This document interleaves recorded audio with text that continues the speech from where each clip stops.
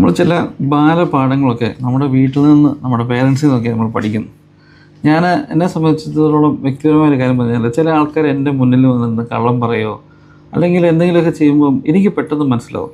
ഞാനത് പറയുന്നത് കാരണം ഞാനൊരു ഏറ്റവും വലിയ കള്ളനായതുകൊണ്ടായിരിക്കാം എനിക്ക് മറ്റുള്ളവരുടെ ഒരു കള്ളത്തിനും പെട്ടെന്ന് മനസ്സിലാക്കാൻ സാധിക്കുന്നതെന്ന് ചിലപ്പോൾ ഞാൻ പറയാറുണ്ട്.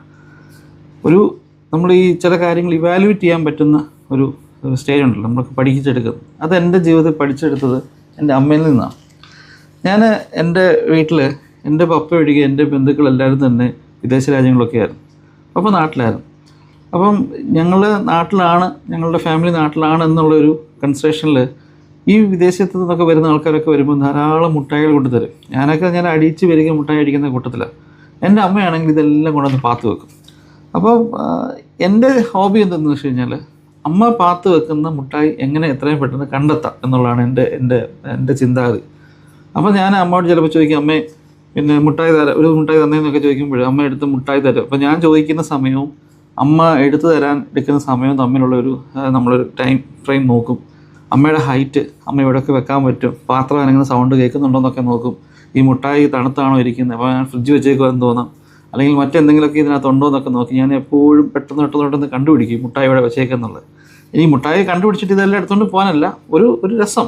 അമ്മ പാത്ത് വെക്കുന്നു, ഞാൻ കണ്ടുപിടിക്കുന്നു, അത് ഒരു രസം. അങ്ങനെ ഇരിക്കുമ്പോഴും ഒരു പ്രാവശ്യം കുറേ കിക്കാറ്റ് വന്നു. ഒരു 2 ബാർ 4 ബാറിൻ്റെ വേണ്ടി കിക്കാറ്റ് വന്നു. ഈ കിക്കാറ്റ് എനിക്ക് കണ്ടുപിടിക്കാൻ പറ്റുന്നില്ല.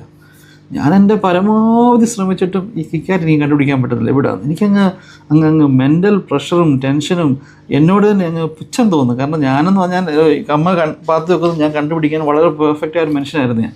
പക്ഷേ എനിക്കത് കണ്ടുപിടിക്കാൻ പറ്റുന്നില്ല. അങ്ങനെ ഇരിക്കുമ്പോൾ അമ്മ ഒരു കല്യാണത്തിന് പോയി ഒരു 3-4 മണിക്കൂർ വീട്ടിൽ നിന്ന് മാറി നിന്നു.